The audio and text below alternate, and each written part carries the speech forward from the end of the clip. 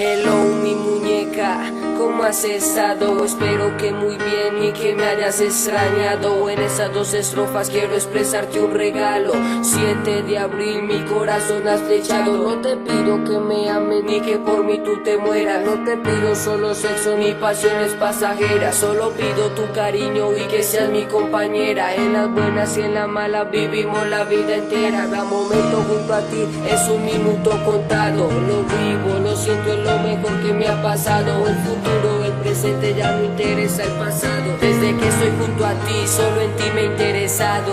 1, 2, 3 y nunca terminaré. Esos momentos felices que junto a ti yo pasé y seguirán pasando porque eso no termina. Apenas está comenzando y te tiraré una mina de amor explosivo y un montón de cosas lindas. Ante todo te doy gracias por el cariño que me brindas.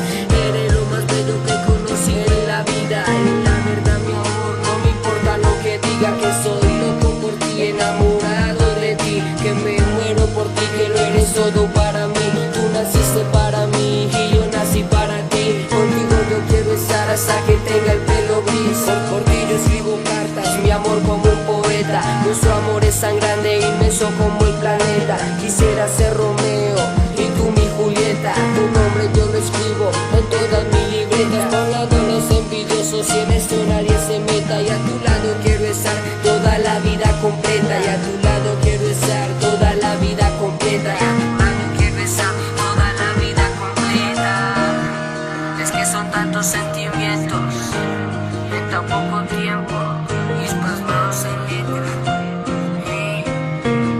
HR Company, el Daniel 360.